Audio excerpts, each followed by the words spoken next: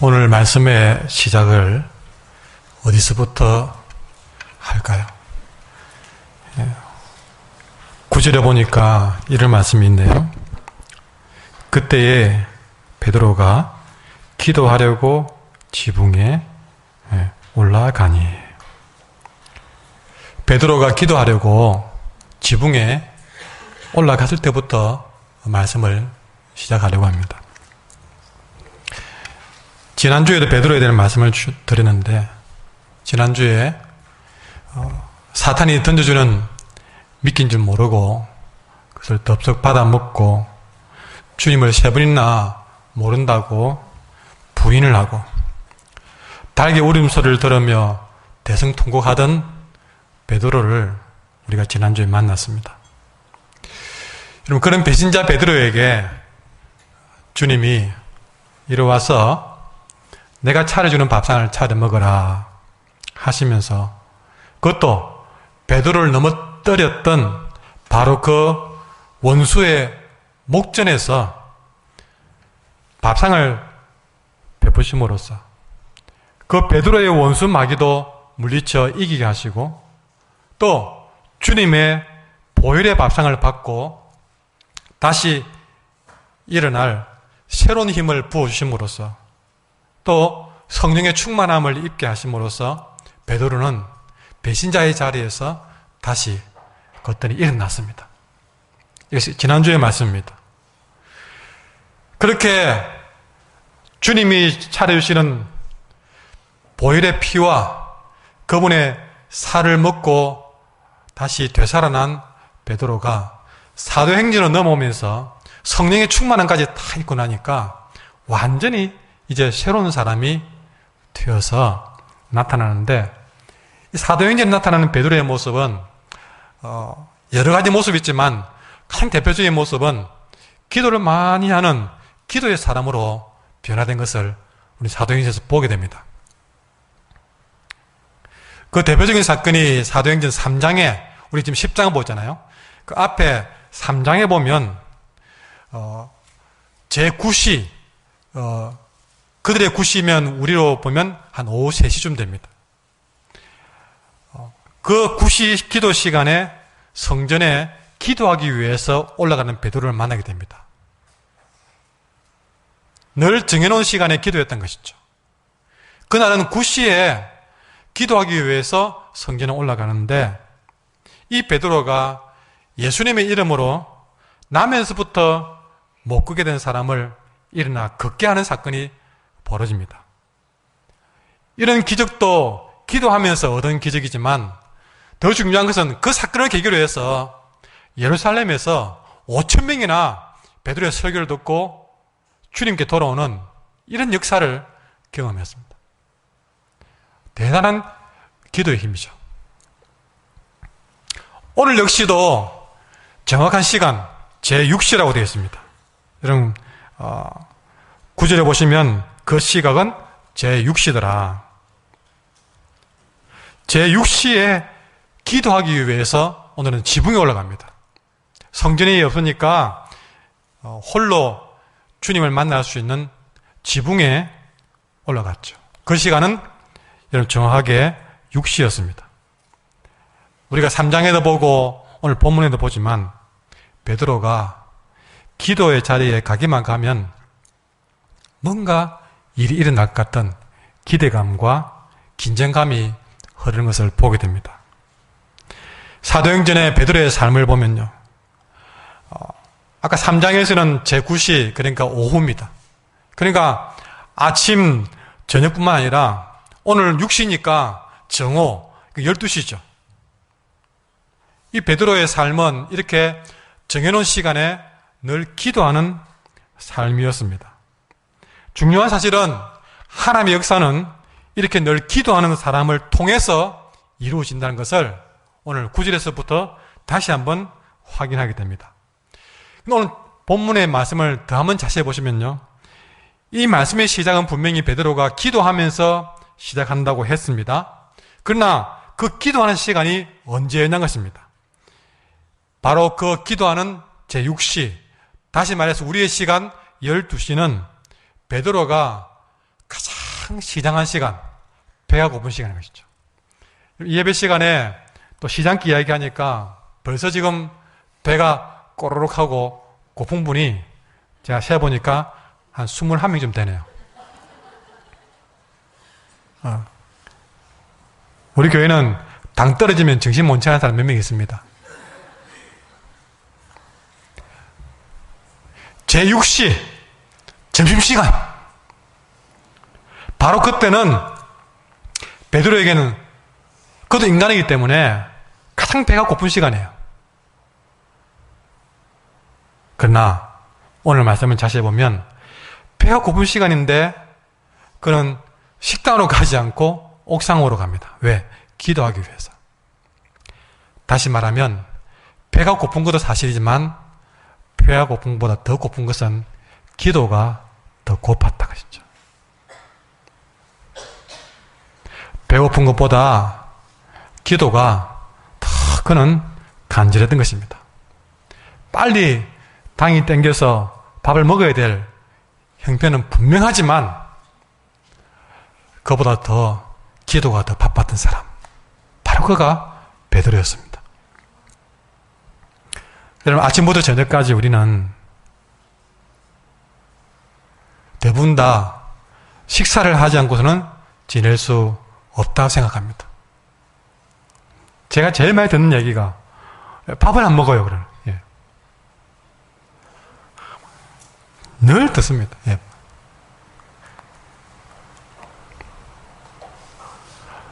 눈을 동그랗게 뜨고, 예. 밥을 안 먹고 지내는 것이 이해가 안 된다고. 예. 아침, 점심, 저녁 늘 그 얘기 들어요. 그러나 그런 얘기는 제가 수도 없이 들었지만 그 어느 누구도 하루 종일 아침, 점심, 저녁이 다 가도록 하루 종일 기도하지 않고 지낼 수 없다고 말하는, 다시 말해서 배고픈 사람은 정말 많은데 기도가 고픈 사람은 만나보지 못했습니다. 하루 한 끼도 한 끼를 못 먹으면 큰일 날 것처럼 이야기를 하는 사람들은 늘 만나는데 일주일 내내 기도가 고프지 않고 일주일 내내 기도 안 해도 아무 걱정도 부담도 화도 안 나는 사람들이 얼마나 많은지요.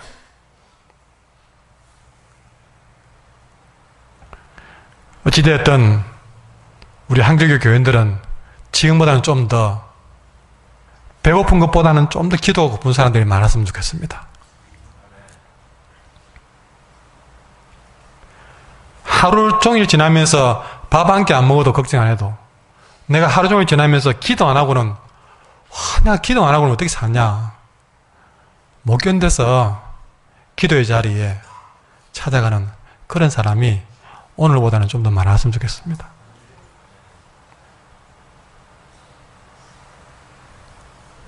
여러분, 어찌됐든 오늘 베드로처럼 기도로 하나님께 마음을 탁 드리니까요, 이 일은 하나님이 크게 기뻐하는 일이고 이 기도는 하나님의 은총을 받을 수 있는 최상의 준비를 하는 것입니다. 여러분은 은혜가 필요한 인생이지 않습니까? 그 은혜를 받기 위해서는 우리가 최고로 무엇을 준비해야 되느냐? 여러분, 기도가 고픈 사람이 되셔야 된다.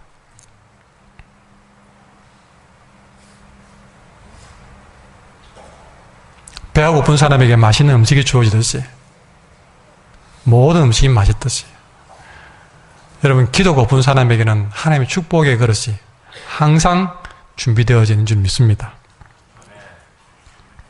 이렇게 기도의 자리에서 정말 배고픈 것을 넘어서서 기도가 고픈 자로 옥상에 올라가 기도하니까 이 베드로에게 11절에 보십시오. 하늘이 열리는 환상을 보게 됐습니다. 하늘이 쫙 열리는 환상이 그 기도가 고픈 베드로에게 보여진 것이죠. 이제는 하나님이 베드로에게 보여준 그 환상이 뭔가를 보도록 하겠습니다. 여러분, 11절과 12절에 보시면 베드로가 기도하는 중에 하늘이 열리는 황홀한 순간을 맞이했습니다. 자, 그렇게 황홀한 순간 베드로가 하늘이 열리면서 무엇을 보았을까요? 큰 보자기 같은 것이 내 귀가, 이 보자기가 내 귀가 이렇게 메어진 상태에서 하늘에서 쫙 내려오는 것이 보이는 거예요. 근데 그 큰 보자기 안을 자세히 들여다보니까 온갖 네 발 가진 짐승들, 땅에 기어다니는 것들, 공중의 새들이 그 보자기 안에 가득 들어있는 것입니다. 그 그릇 안에 있던 이 보여준 각종 짐승들의 특징이 뭐냐면, 이거는 유대인들에게는요, 부정하게 여겨져서 절대로 이 종류의 음식들은 먹지 않는 그런 종류의 짐승들이었습니다. 여러분들은 나는 절대 이거는 안 먹어 하는 그런 것이 있습니까? 그런 걸 담아두던 것이죠. 자, 중요한 거는 그걸 보여주고 난 다음에 베드로의 귀에 음성이 들렸습니다. 무슨 음성이 들렸습니까? 13절에 베드로야, 일어나서 바로 그 그릇 안에 있는 것들을 잡아먹으라. 베드로가 좋아하는 그런 음식이 아니라 절대로 먹을 수 없는, 먹어본 적이 없는 그런 짐승들을 담아두 놓고 이거 먹으라 하고 주님이 환상 중에 보여준 것이죠. 여러분 12절에 베드로가 본 것을 다시 한번 정리해 드리겠습니다. 거기 보면요, 그 그릇 안에는 땅에 있는 네 발 가진 짐승들입니다. 이거는 유대인들, 베드로 입장에 볼 때는 아주 속된 것이었습니다. 다시 말하면, 좀 쉽게 말하면 싫어하는 거, 싫어하는 거. 싫어, 싫어. 보기도 싫어. 땅에 기는 것 아주 부정하고 깨끗하지 못하게 여기는 것이었습니다. 공중에 나는 것 절대로 먹을 수 없는 것들이었습니다. 이렇게 베드로의 기억에, 베드로의 마음에는요, 이런 것들은 속되고 깨끗하지 않은 것. 여러분, 베드로의 입에서 나온 말입니다. 이거는 속된 것입니다. 주님, 이거는 깨끗하지 못한 것입니다. 낙인이 꽉 찍혀있는 그런 것이었습니다. 여러분, 여기서 제가 낙인이라는 말 쓰는데요, 낙인, 한자로 낙인은요, 지진다. 예. 여러분, 조선시대나 이렇게 사극 보면 아주 쇠를 불에 달고 가지고 그걸 고문한다고 막 얼굴에, 몸에 막 쫙 찢으면 연기가 나고, 그러면 어떤 데는 추노 같은 그런 드라마를 보면요, 노예를 잡아놓고, 종들 잡아놓고 얼굴에다가 노예, 아주 얼굴에 찍어서 불로 찢어서 이 사람은 노예라고 흉을 남겨놓음으로써 어디 도망도 못 가게 만드는, 바로 그렇게 찍어 놓는 것. 여러분, 제주도나 데 가보면 소나 말들, 요즘은 좀 그렇게 덜 하지만 옛날에는 보면 그 소나 말들에게 낙인을 불로 가지고 아주 몸에다가 찢어 놓습니다. 그러면 이거는 김신의 소, 박신의 소, 이렇게 낙인을 찍어 놓으면 좀 섞여도 나중에 구분이 됩니다. 불도장. 성경에 많이 쓰는 단어 중에 화인 맞은 자여, 이렇게 화인, 불도장이에요, 불도장. 이것이 바로 낙인입니다. 여러분, 지금 하나님은 베드로가 절대로 못 먹는 음식이라고 낙인을 찍어 놓은 그런 음식만 보여주면서 이걸 잡아먹으라고 하는 겁니다. 다 뒤져봐도 전부 못 먹는 거, 낙인 찍어 놓은 거, 그것만 가지고 먹으라고 하는 것이죠. 그걸 보고 베드로가 단호하게 말합니다. 14절에 주여, 그럴 수 없나이다. 여러분, 지금까지 베드로는 주님께 목숨 내놓고 순종한 사람입니다. 그런 베드로가 이 음식의 하나만은 주여, 그럴 수 없다고 강하게 거절합니다. 그러면서 왜 거절하는지도 이야기합니다. 14절에 보면 속되고 깨끗하지 아니한 것을 내가 결코 먹지 아니하였나이다. 여러분, 왜 하나님께서는 기도하는 베드로에게 이런 환상을 보여주셨느냐 하는 겁니다.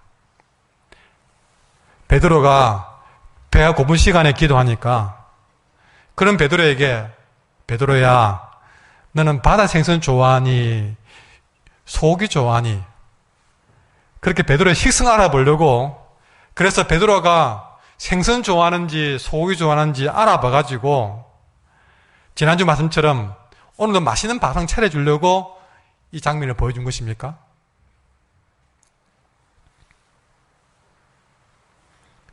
짜장면 좋아하느냐 짬뽕 좋아하느냐 그런 것처럼 메뉴판 들고 베드로가 뭐 좋아하는지 그거 알아보려고 하신 겁니까? 아닙니다. 베드로도 그걸 압니다. 그것 때문에 보여준 것이 아니다. 그래서 이 환상을 보고 난 다음에 베드로는 그 환상이 뭘 의미하는지 깊이 생각했습니다. 성경에도 기록해놨습니다. 19절에 보시면요, 베드로가 그 환상에 대해서 생각했다. 왜 이런 환상을 보여주실까 생각했습니다. 여러분, 저는 이번 주간에 하나님이 왜 제게 이 말씀을 전하게 하시는가 생각했어요. 사실은 한 주간 잠이 안 올 만큼 마음은 굉장히 불편했거든요. 오직 제가 잠이 안 와가지고 헤매다가 새벽 한 2-3시 돼서 그냥 기절하듯이 잠이 들어가지고 제가 화요일인가 언제가 났냐, 눈을 떠보니까 새벽 기도 시간 5분 전인 경우. 그럼 제가 그럴 때는요, 슈퍼맨보다 더 빠릅니다. 5분 전에 일어나는데요, 제가 우리 중고등부실까지 1분 전에 들어왔습니다. 완전히 편한 차림이 있다가 옷 다 갈아입고 아무렇지도 않은 듯이 차 타고 날라와서 새벽 자리까지 4분 만에 왔습니다. 슈퍼맨이에요, 슈퍼맨. 제가 이런 말 안 하면 그런 줄도 모를 겁니다. 그런 깊은 고민에 빠지는 제게 하나님은 이 말씀을 만지작만지작 전하게 하죠. 인간적인 생각으로는 오늘 말씀 제가 100번 듣고 싶었습니다. 그럼 하나님은 보면 좀 죄송하지만 내 생각하고는 늘 반대로 요구하셔요. 자꾸 이 말씀을 전하게 나를 밀어붙이시는 거예요. 베드로가 왜 이 환상을 주시는가 고민한 것처럼 왜 이 말씀을 주시는가를 저는 고민했습니다. 그렇게 베드로가 그 환상에 대해 생각할 때에 이 베드로에게 성령님께서 이제 설명이 들어갑니다. 왜 환상을 보여주는가? 그래서 19절 뒤에 보면 그런 고민하고 있는 베드로에게 하는 말이, 성령님께서 두 사람이 너를 찾아왔다. 그 두 사람 의심하지 말고 따라가라. 내가 그 사람들을 보냈다. 그 사람들을 따라가면 내가 내게 보내준 환상에 답이 있다라고 말씀하세요. 아니, 답을 주지 않습니다. 따라가는 거예요. 마침 내려가 보니까 진짜 두 사람이 딱 와 있는 거예요. 여러분, 제 말 잘 들으셔야 됩니다. 그 두 사람을 따라서 베드로가 가려고 이제 그 사람들이 베드로에게 하는 말이 그렇습니다. 베드로를 아는 사람이 아닙니다. 처음 만난 사람이에요. 근데 그들이 찾아와서 베드로에게 하는 말이 22절에 우리는 로마 군대의 장교 고넬료라는 사람이 보내서 왔습니다. 그런 겁니다. 이 고넬료는 의롭고 하나님을 두려운 마음으로 섬기는 사람이고 모든 유대인들이 존경받는 사람입니다. 그런데 그 고넬료가 요빠에 계신 베드로 선생님을 모셔오라고 우리를 보냈습니다. 그러니 좀 저희들 따라가시면 안 되겠습니까? 라고 한 겁니다. 여러분, 사실 이 사람들은 고넬료가 보낸 사람입니다. 우리가 9절부터 봤는데요, 앞에 보시면 1절에 고넬료라는 사람이 소개됩니다. 이 고넬료는 가이사라의 근무하고 있는데 로마 군대의 백부장입니다. 아주 높은 장교입니다. 이 고넬료가 역시 그도 기도하는 사람이었습니다. 기도하는 중에 그도 환상을 통해서 하나님의 사자를 만났는데 그 하나님의 사자가 고넬료에게 지시하기로 고넬료야 사람을 요빠에 있는 베드로에게 보내라. 그리고 그 요빠에 있는 베드로를 청해서 만나봐라는 겁니다. 그 명령을 받아서 두 사람이 베드로를 찾아온 겁니다. 자, 하나님께서 기도하는 고넬료에게 임하셔서 사람을 보냈습니다. 기도하는 베드로에게 그 사람을 만나게 했습니다. 하나님이 중간에서 이렇게 연결시켜 준 것이죠. 그 사람을 따라서 이제 베드로는 고넬료를 만나게 됩니다. 분명한 사실은 이 환상은 음식 문제가 아니었던 것입니다. 사람 문제였던 것이죠. 맞습니다. 이 환상은 음식 문제가 아니고 분명히 사람의 문제였습니다. 베드로가 환상 중에 보자기에 보았던 그 속되고 깨끗하지 않은 짐승들은 알고 보니까 고넬료 같이 유대인이 아닌 유대인들에게 더럽다고 멸시받는 이방인들을 말한 것이었습니다. 알고 보니까 그것을 먹어야 된다고 하신 것은 이렇게 더럽다고 괄시하던 이방인들을 깨끗하지 못하다고 속되다고 낙인 찍지 말고 그들도 하나님의 백성으로 받아들이란 그런 메시지가 들어있었던 것이죠.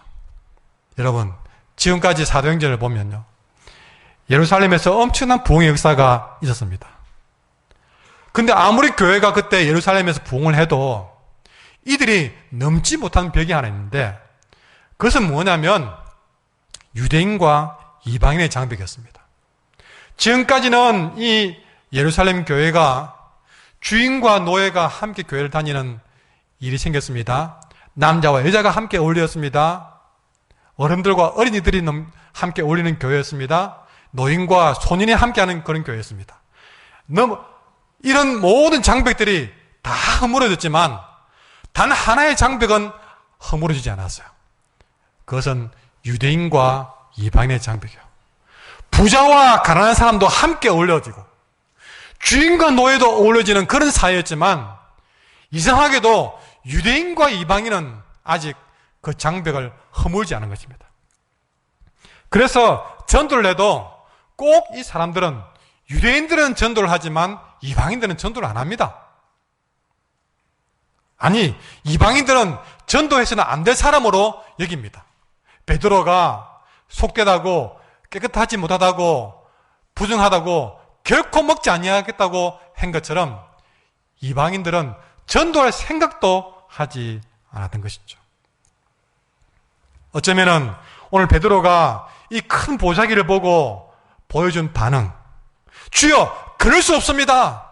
속되고 깨끗하지 않은 것을 내가 결코 먹지 않겠습니다. 이방인들이 지나갈 때에 유대인들은 어쨌든 그가 노예든 뭐든 예수 믿고 구원받았어요 그러던 사람이 이방인들이 지나가면 저 사람들은 틀렸어. 전도할 필요도 없어. 내가 지금까지 수천 명을 전도해도 이방인들을 두고 전도한 적은 없어. 그들 마음속에 그 정도로 이방인들은 전도 받을 대상도 아니라고 할 만큼 낙인이 찍힌 사람이었습니다. 베드로가 단호하지 않습니까? 주여 그럴 수 없습니다. 여러분 마음속에는 내가 딴 사람은 다 전도해도 이 사람은 그럴 수가 없어. 하나님 다른 사람 몰라도 이 사람한테 내보고 전도하라고 하지 마십시오. 그런 사람이 베드로에게 있더라. 뭐라고 합니까? 결코 아니하였나이다. 음식뿐만 아니라 사람에게도 이 사람은 착한 사람, 이 사람은 나쁜 사람, 이 사람은 거룩한 사람, 이 사람은 못된 사람 구분하고 낙인 찍었고 대하는 그런 마음가짐을 우리는 갖고 있지 않은가요? 살다 보면 우리는 유대인도 아닌데 우리 마음속에 이렇게 낙인 찍어놓은 사람들이 의외로 많이 있습니다. 심지어는 나는 남자, 너는 여자. 또 어떤 분은 이 사람은 시댁, 이 사람은 친정. 돈 많은 사람이니까, 이 사람은 가난한 사람이니까. 학교에 가면 야는 공부 잘하는 사람, 야는 공부 못하는 사람, 심지어는 자리도 딱 구분시켜 안 놓습니다.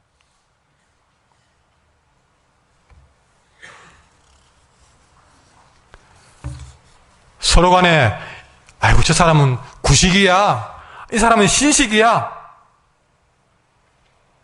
지금 이 사회가 저는 제일 기도가 되는 거는요, 하나님 이 나라가 이 상을 극복하고 지금 둘로 나누어질 이 위기를 빨리 서로 화목하고 하나로 합치게 주십시오. 태극기를 들든 촛불을 들든 지금 우리가 그런 구분 없이 빨리 이 문제를 한 마음이 되어서 풀기를 기도하고 있습니다. 우리 기독교인들은요, 나는 진보요 보수요 그런 말을 하면 안 됩니다. 근데 이 사회는 끊임없이 진보와 보수, 나는 진보 너는 보수, 나는 보수 너는 진보. 원래 진보가 어디 있고 원래 보수가 어디 있습니까? 심지어는 우리는 서로 간에 이 사람은 좋은 사람, 이 사람은 나쁜 사람, 도움 되는 사람, 도움 안 되는 사람, 우리는 이렇게 알게 모르게 낙인을 찍어 놓습니다. 베드로 당시에 유대인과 이방인이 그랬던 것이죠. 유대인과 이방인 사이는 건널 수 없는 강이 흐르고 있었습니다. 유대인들은요, 이방인이 짠 우유는 손도 안 댔습니다. 이방인이 짠 거라고 내가 굶어 죽으면 죽었지, 이방인이 짠 거는 손도 안 댑니다. 이방인이 만든 요리 절대 안 먹습니다. 유대인은 그 사람이 아무리 지금 다 죽어가도 이방인이 죽어가면 지나쳐버립니다. 심지어 유대인 의사는 이방인 환자가 오면 진료 거부해버립니다. 한때는 미국 같은 사회에서 백인들이 탄 차에 흑인들이 타면 구타를 당하고 쫓겨나고 했던 것처럼 유대인들은 이방인과 마주보고 대화를 했다면 큰일 날 일로 생각합니다. 심지어 이방인들이 사는 땅조차도 밟지 않으려고 아무리 힘들어도 그 땅을 밟으면 바로 10분 만에 갈 수 있는 길을 돌아서 몇 시간이나 돌아가는 사람들이 유대인이었고 이방인이었습니다. 그만큼 이방인들을 더럽게 생각했습니다. 이런 편견에 사로잡혀 있는 우리들에게, 이런 베드로에게 하늘에서 이런 음성이 강하게 들립니다. 15절 말씀 같이 읽도록 하겠습니다. 15절 시작. 또 두 번째 소리가 있을 때,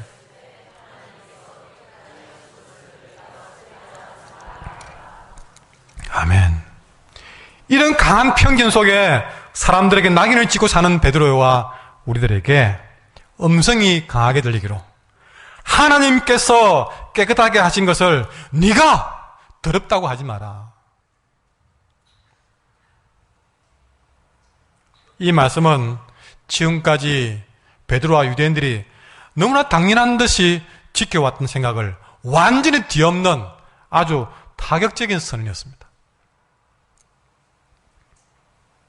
한마디로 베드로와 우리가 당연한 듯이 이거는 좋은 것, 나쁜 것, 이거는 쓸모 있는 것, 쓸모 없는 것, 구분 지어 놓고 낙인 찍어 놓은 것들을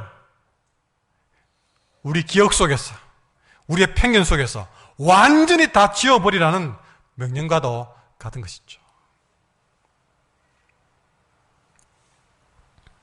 특히 짐승이나 음식이 아니라 사람에 대해서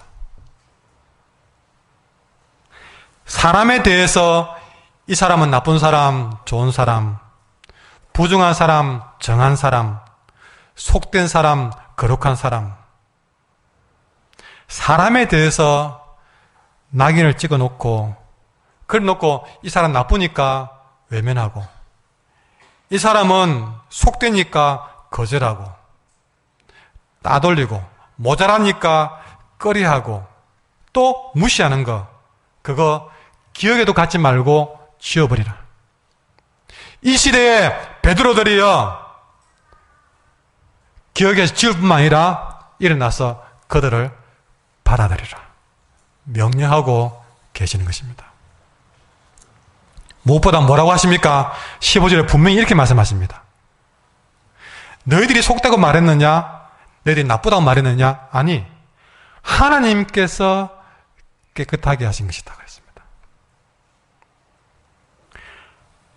특히 사람들 향해서 하나님께서 깨끗하게 한 것을 너희들 마음대로 낙인을 찍어놓고 나쁘다, 깨끗하지 않다, 그리 말하거나 사람을 대하지 말라는 것입니다. 사실 우리는요, 일부러 아무 이유 없이 사람을 두고 이 사람 나빠요, 그러지는 않을 겁니다. 아무 이유 없이 모른 척 외면하고 만나기를 거절하고 이 사람은 쓸모없는 인간이야, 그런 말까지 낙인을 찍고 무시하지는 않을 겁니다. 아무 이유 없이 그러진 않아요. 분명히 내게 위해를 끼치고 나를 힘들게 만들고 내 마음을 아프게 하고 더 나아가서 사회에 악이 되고 예를 들어서 요즘 최순실처럼 정말 모든 사람을 당황케 만들고 걱정을 끼치고 사회든 집안이든 교회든 도움이 안 되고 문제만 일으키고 손해를 입히는 그런 사람, 대부분 다 그런 사람에서 아주 나쁜 사람, 악한 사람, 못된 사람, 낙인을 쾅 찍어버립니다. 나에게 그렇게 원수같이 구는 사람이 어쩌면 오늘 내 눈앞에 보이는 큰 그릇 속에 있는 부정한 짐승들이라는 것이죠.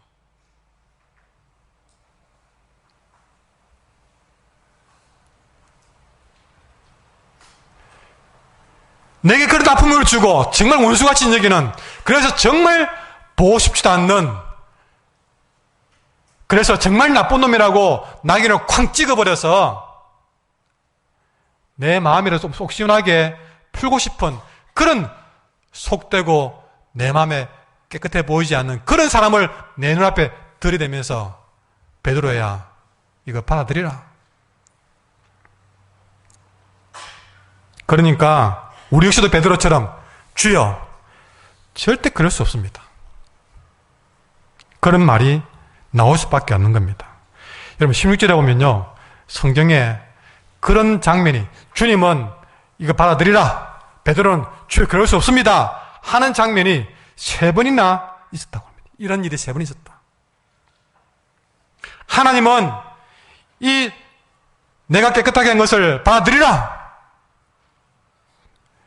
그렇게 말씀하시고, 베드로는 계속해서 아니요, 안 됩니다, 받아들이라, 안 됩니다, 받아들여, 안 된다니까요. 그만큼 갈등했던 것이죠. 자꾸 하나님은 받아들이라고 그러고 내 마음은 안 받아들여지니까. 여러분, 주님의 말씀과 부탁은 때로는 늘 은혜스럽고 평안한 말씀이기도 합니다. 그러나 때로는 어떤 말씀들은요, 오늘 베드로가 당한 것처럼 정말 받아들이기 힘든 말씀도 있습니다. 그래서 주님 앞에 주여, 다른 말씀은 다 순종하겠는데 이 말씀만은 좀 안 되겠습니다라는 그런 말씀도 있더라는 거죠. 너무 부담스러운 말씀.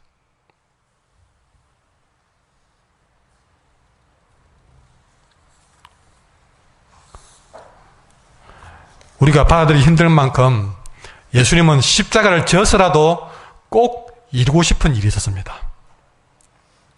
여러분, 주님이 십자가 지는 일은 쉬운 일이겠습니까? 베드로가 이방인을 못 받아들이고 부정한 짐승을 못 먹는 것처럼 우리 주님이 십자가 지는 일들은 뭐 누워 떡 먹깁니까? 우리 주님이 십자가 지는 일들은 내가 원수를 못 받아들이는 것보다 더 힘든 일이었습니다.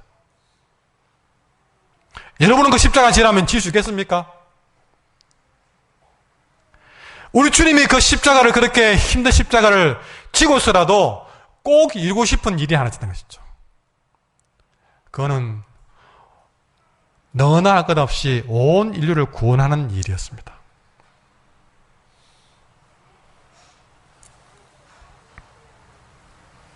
그 고귀한 일을 이루기 위해서 주님은 그 십자가를 할 수 있으면 이 잔이 내게서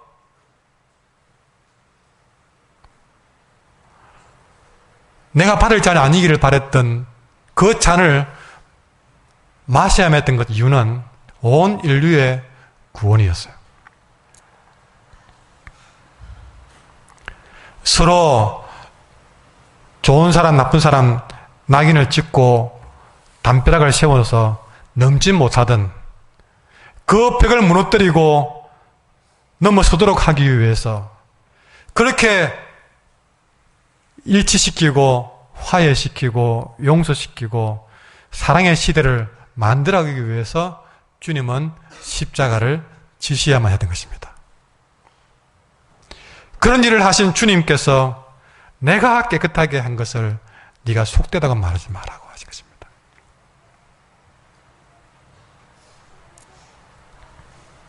원래부터 깨끗한 것이 아니다. 네 말대로 정말 그는 속되고 깨끗하지 못했다. 그러나 그런 자를 내가 깨끗하게 했기 때문에 더 이상 너는 그를 두고 나쁘다, 못했다, 손가락질하고 낙인 찍지 말라는 것입니다. 이런 메시지를 초기 기독교회는 받아들여야 됐습니다.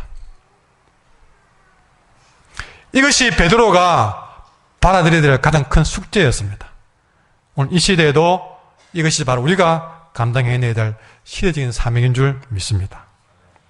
이 벽을 넘기 위해서 주님은 먼저 이방인 고넬료를 준비하셨고, 이 벽을 넘도록 하기 위해서, 이런 고넬료를 받아주기 위해서 유대인 베드로를 준비하게 하신 것이죠. 이들을 만나게 해서 우리 주님이 꼭 이루고 싶었던 일치와 화해와 용서와 사랑의 역사를 지금은 이루기를 원하신 것입니다. 이 사건 앞에서 예수님의 입장은 매우 분명합니다. 예수님의 관심은, 예수님 우리에게 이 사건을 통해서 부탁하는 것은 더 이상 우리가 그 누군가의, 특별히 사람을 향해서 이 사람은 좋은 사람, 나쁜 사람 낙인 찍어놓고 그 누군가를 따돌리고 버리는 것이 아니라 끝까지 그 사람은 하나님이 깨끗하게 해준 사람으로 대하라는 것이 오늘 주님 우리에게 주시는 말씀입니다. 그러나 인간인 베드로 알지만 여전히 마음은, 생각은 그래야 될 줄 알지만 마음이 따라가지 않아서 망설이고 있을 때에 주님은 한 번 더 당부합니다. 따라가요. 얘야, 그러지 말고 한 번만 더 봐라. 여러분, 이번에는 겉만 보지 말고 그 사람의 삶을 봐라고 하시죠. 그래서 주님이 하신 말씀이 그 두 사람을 따라가 봐라 그럽니다. 베드로는 아직 답을 못 찾았지만 두 사람을 따라가게 됩니다. 자기가 속되고 깨끗하지 못하다고 낙인 찍었던 이방인 고넬료를 만나보게 됩니다.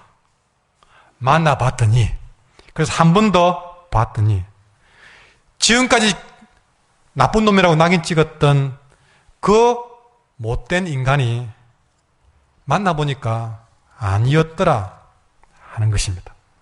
만나보니까요, 22절에 새롭게 자세히 보고 만난 고넬료는 이런 사람이었습니다.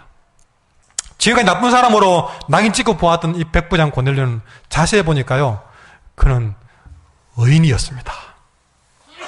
만나보니 그도 나처럼 하나님을 경외하는 사람이었습니다. 심지어 로마 백부장이었지만 오히려 유대 백성들에게 존경받고 칭찬받는 사람이었습니다. 자기처럼 늘 기도하는 사람이었습니다. 그도 거룩한 천사의 지시를 받아서 순종할 줄 아는 사람이었습니다. 만나보니까 그는 로마의 백부장이면 베드로가 오히려 엎드려야 되는데 오히려 베드로도 영적인 지도자라고 천하의 백부장이 베드로 앞에 납작 무릎을 꿇고 엎드려서 절할 줄 알던 겸손한 사람이었습니다. 나중에 세례 주니까요, 하늘에서 성령이 부어지는 깜짝 놀랄만한 그런 귀한 사람이라는 사실을 만나보니까 알게 됐던 것이죠. 만나기 전에는 거룩하지 못하다고 속되다고 낙인 찍고 봤는데 주님 만나보라고 만나보니까 상상치 못할 사람이었다는 사실을 깨달은 것이죠. 그래서 베드로는 그때부터 입이 열려서 마음이 열려서 이런 말이 나옵니다. 34절에 내가 참으로 하나님은 사람의 외모를 보지 않은 줄 깨달았다.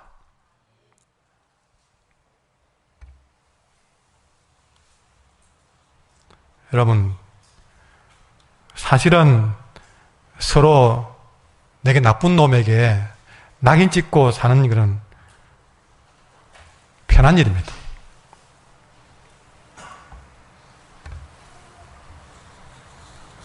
다니면서 여러분, 나는 잘못이 없다는 얘기를 하기 위해서는 다른 사람을 나쁘게 만들어야 됩니다. 항상 싸우는 사람들 속에 들어가 보면요, 전부 다 나는요 잘못한 게 없는데요, 이 사람이 그랬어요, 이런 나쁜 짓을 했어요. 부부지간도 마찬가지고 부모 자식간도 마찬가지고 만나서 중간에 서보면 전부 다 이유가 있어요. 그러면 전부 다 나는 좋은 사람, 이놈은 나쁜 사람.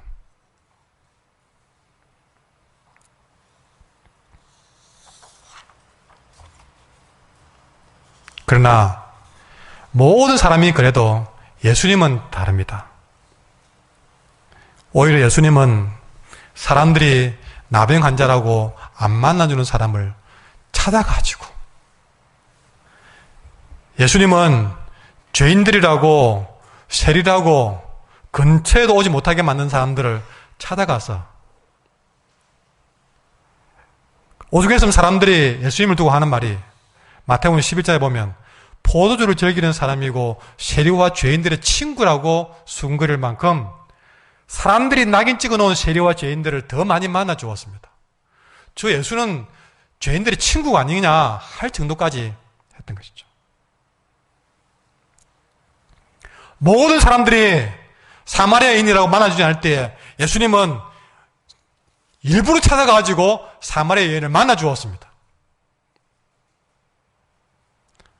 예수님은 귀신을 미워했습니다. 그러나 귀신 들린 사람은 미워하지 않았습니다. 예수님의 페이스북 친구 목록에 들어가 보면 베드로나 야고보 같은, 바울 같은 그런 거룩한 사람들만 있는 게 아니고 그 예수님의 페이스북 친구들 중에는 완전 부패하기로 소문난 공무원 삭개오도 있었고, 지독하기로 소문난 세무서 직원 마태도 있었고, 귀신 들려가지고 7 귀신 들린 여자도 있었고, 매춘부도 있었고, 예수님의 친구들 중에는 인간 말종들이, 낙인 찍히는 사람들이 수두룩 했던 것이죠.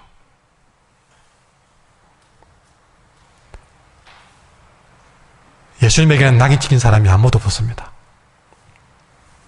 예수님에게는 나쁜 사람이 한 명도 없었습니다. 심지어 자기를 십자가에 못 박고 밑에서 조롱하는 사람들도 십자가에서 기도하시기로, 주여 저들이 알지 못하고 하는 일이니까 용서해 주세요.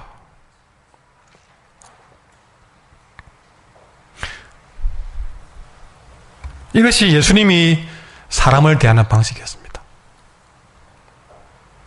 그런데 이걸 몰라도 괜찮습니다. 이 모든 것보다 더 중요한 사실 하나가 있습니다. 베드로가 부정한 짐승을 빠질 때, 이 더럽다, 이 깨끗이 못한 걸 내버 먹으라고요 그랬잖아요.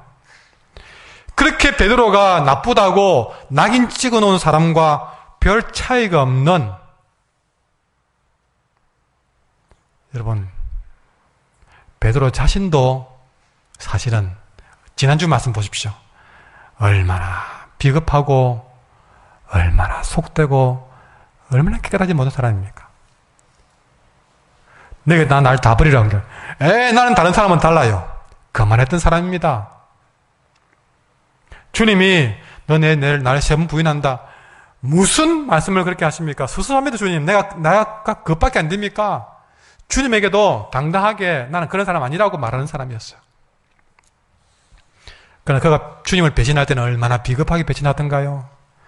자기가 생각해도 베드로 너는 인간냐 아니냐? 대중통곡할 만큼 아주 비겁한 배신자였습니다.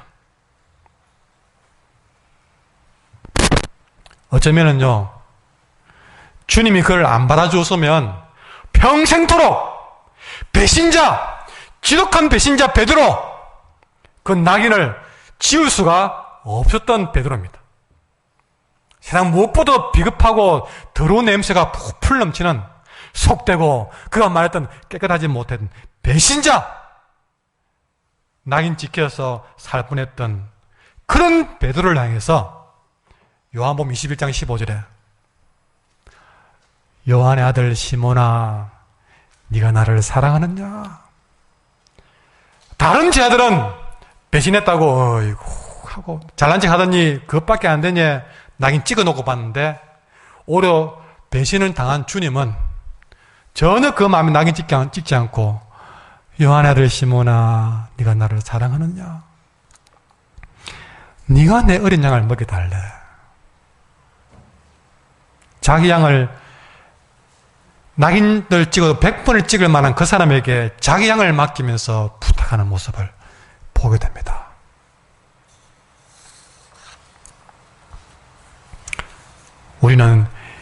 베드로는, 그리고 우리는 이것을 잊지 말고 기억해야 된다.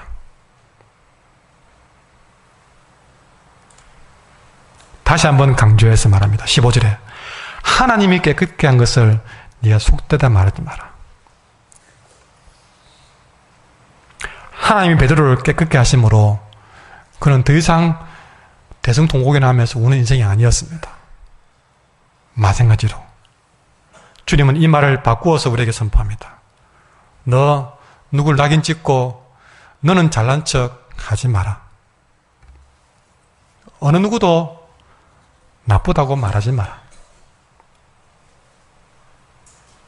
우리가 이 말씀을 듣지 않았다면 여전히 누군가를 낙인 찍고 살 수 있을지 모릅니다. 그러나 오늘 이 말씀을 들었다면 우리는 내 마음속에 낙인 찍어놓은 사람을 낙인 명당에서 빨리 거두고 지워야 될 것입니다. 하나님은 이제 우리의 마음을 바꾸라고 말씀하십니다. 더 이상 사람을 구분지어 보지 말라고 하십니다. 더 이상 사람에게 낙인 찍지 말라고 하십니다. 고린도후서 5장 16절에 보면 따라가요. 우리가 이제부터는 어떤 사람도 육신을 따라 알지 아니하노라. 우리에게 이제부터 어떤 사람도 낙인 찍어 볼 사람이 없다. 다시 말해 사람들을 새로운 눈으로 보자. 그 새로운 눈은 뭡니까? 주님의 마음으로 보자. 누군가를 속되다고 깨끗하지 못하다고 낙인 찍은 베드로도 너 역시도 속된 놈이었고 깨끗하지 못한 놈이었다. 우리 모두는 죄인이고 우리 모두는 흠 있는 사람이다. 우리 모두는 미완성이다. 살다 보면 누구나가 버림받은 사람들을 만난다. 그럴 때마다 우리는 고민한다. 이 사람을, 이 나쁜 놈을 무시할 것인가, 구해줄 것인가? 나쁜 놈이라고 낙인을 찍어 놓을 것인가, 또 사랑해 줄 것인가? 주님은 어떤 선택을 내렸습니까? 멀리 갈 필요도 없이 내게 이렇게 말씀하십니다. 그게 궁금하냐? 그 나쁜 놈을 낙인 찍을까 사랑할까 고민하고 있느냐? 그렇다면 고민할 필요 없이 내가 너를 어떻게 대했는지를 생각해봐라.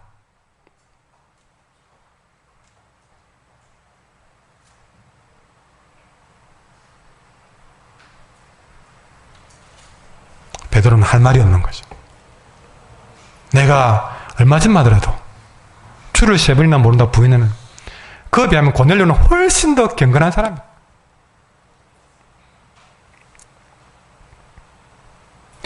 그런 철저한 배신자, 어쩌면 가룟유다보다 더 비겁한 배신자로 낙인 찍혀 살 뻔했던 베드로를 하나님은 초대교회 지도자로 세워버렸습니다. 우리는 그 사실 하나만으로도 그렇게 배신자로 낙인 찍혀 살 뻔했던 베드로를 주님이 받아주신 것처럼 우리 역시도 더 이상 그 누군가를 낙인 찍어 놓고 보지 말고 받아주어야 할 때가 왔다는 것입니다. 우리가 이런 역사를 받아들였을 때에 베드로가 이런 하나님의 메시지를 깨달았을 때에 드디어 꽉 막혔던 창문이 확 열리면서 유대인과 이방인의 벽이 허물어지면서 드디어 사도행전에 엄청난 영적인 새바람이 불어온 것입니다. 봄날에 온갖 산지에 붓꽃을 피우듯이 영적인 새바람이 불어오게 된 것이죠. 고넬료에게 세례를 베푸니까 하나님이 기다리는 듯이 그 고목에 꽃이 필 거라 생각을 못했던 그 이방인의 삶 속에 성령이 살아 역사하시는 모습을 나무에 꽃이 피듯이 보여준 것이죠. 유대인들만이 이 시대에 하나님의 백성인 줄 알고 있었던 이 베드로와 유대인들은 이 고넬료가 세례받고 성령 받는 역사를 보면서 정신을 바짝 차렸습니다. 나밖에 없구나, 우리밖에 없구나, 나머지는 다 별것 아니구나, 쓸모없구나 생각했는데 아니요, 나보다 더 훌륭한 사람들이 나 외에도 많더란 것입니다. 여러분 열왕기에 가보면요, 엘리야가 나옵니다. 엘리야가 이세벨에게 고난당해서 도망갑니다. 로덴나무 아래에서 죽기를 구하면서 울었습니다. 주님, 이 악한 시대에 정말 이 시대에 영적으로 살아있는 사람이 나밖에 없습니까? 나 죽어야 되겠습니다. 나 죽여주세요. 이제 나 혼자 싸우기 너무 힘들어졌습니다. 그러니까 하나님이 그렇게 울부짖는 엘리야에게 웃으면서 엘리야야,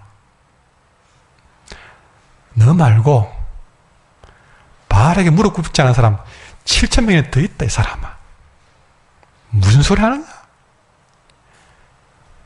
이 시대를 감당하는 사람 너 하나밖에 없다고? 아니, 너가 모르는 7,000명이 더 있다. 열왕기 하루 넘어가 보면요, 엘리사가 엘리야를 쫓아다니면서 엘리야에게 하는 말이, 엘리야님, 엘리야님, 내게도 선지자의 능력을 주십시오 부탁합니다.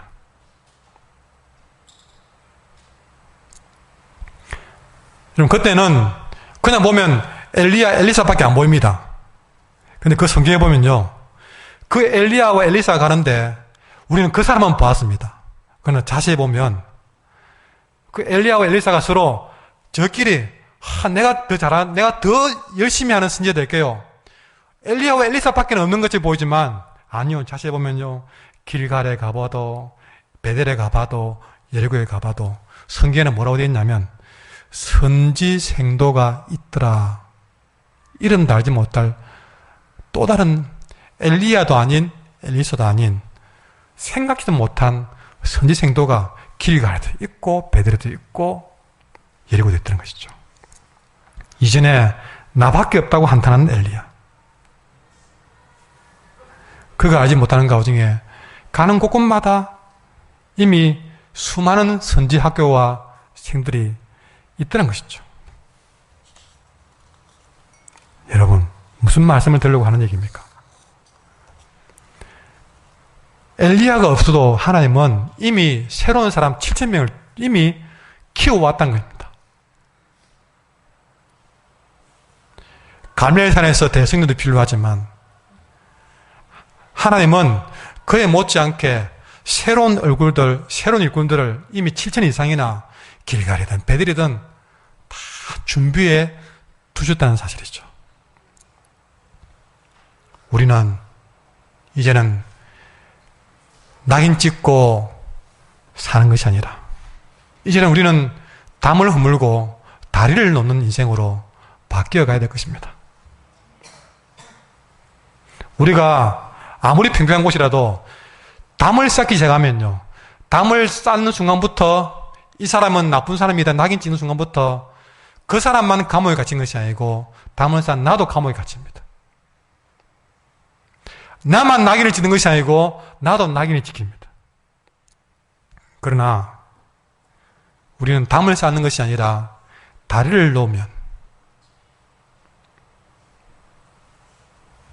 그래서 이 섬과 저 섬 나뉘어져 있더라도 그게 다리를 놓는 일을 하면, 담을 쌓는 것이 아니라, 잘 있던 평지도 담을 쌓으면 섬과 섬이 되지만 이미 섬과 섬으로 나눠진 것도 다리를 놓는 일을 하게 되면 하나님은 담을 놓는 사람을 쓰시겠습니까? 다리를 놓는 사람을 쓰시겠습니까? 오늘도 이 말 저 말로 이 사람 낙인을 찍으면서 담을 놓는 사람은 주님이 쓸 수가 없는 인생이에요. 그러나 이미 쌓아진 담도 허물면서 다리를 놓고 거기에 새로운 담을 허물고 새로운 다리를 놓을 때에 하나님은 그런 사람을 통해서 또 다른 7,000명의 새로운 일꾼들을 붙여줄 줄 믿습니다.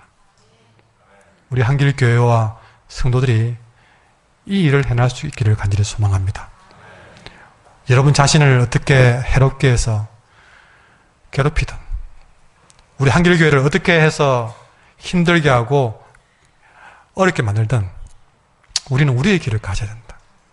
그렇다고 우리 보호하자고 잘 되자고 베드로처럼 이 사람은 나빠요, 속되요, 깨끗하지 못해요, 낙인 찍는 사람이 아니라, 담을 쌓는 것이 아니라, 그럴수록 우리는 다리를 놓고 있던 담도 허물어버리면서 새로운 사람을 찾아야 될 줄 믿습니다. 새로운 사람을 세워나가야 될 줄 믿습니다. 새로운 그림을 그리고 새로운 꿈을 찾아야 될 줄 믿습니다. 새로운 헌신을 찾아야 될 줄 믿습니다. 하나님께서 그런 사람을 통해서 역사하실 줄 믿습니다. 우리가 할 일은 더욱 분명해졌습니다. 주님이 나 같은 죄인을 받아주시는 은혜를 생각하면서 내 마음에서부터 낙인 찍은 그 낙인을 지워버리고, 그리고 세상이 낙인 찍어놓은, 담을 쌓아놓은 그 세상에 뛰어들어가서 베드로처럼 예수님이 나에게 한 것처럼 그 낙인을 지우고 새로운 다리를 나아가는 그 일을 우리 한길교회와 성도들이 해나가야 될 줄 믿습니다. 그 일을 위해서 손양원 목사님은 문둥병자로 낙인 찍힌 소록도로 달려들어갔습니다. 우리는 낙인을 찍는 사람들이 아니라 낙인 찍어놓은 사람들을 새로운 다리를 놓고 다시 세워나가는 그 일로 나가야 될 줄 믿습니다. 왜? 주님이 나를 그렇게 나의 더러운 낙인을 지워버리고 받아주셨기 때문에, 그 사랑이 너무 고마워서 우리는 더 이상 누구를 낙인 찍을 수가 없는 것입니다. 내가 잘나서가 아닙니다. 주님이 내게 베푼 사랑이 너무 커서 그 사랑을 힘입어서 우리는 오늘도 힘들지만 그 다리를 놓기 위해서 다시 일어서야 될 줄 믿습니다. 함께 찬양합시다.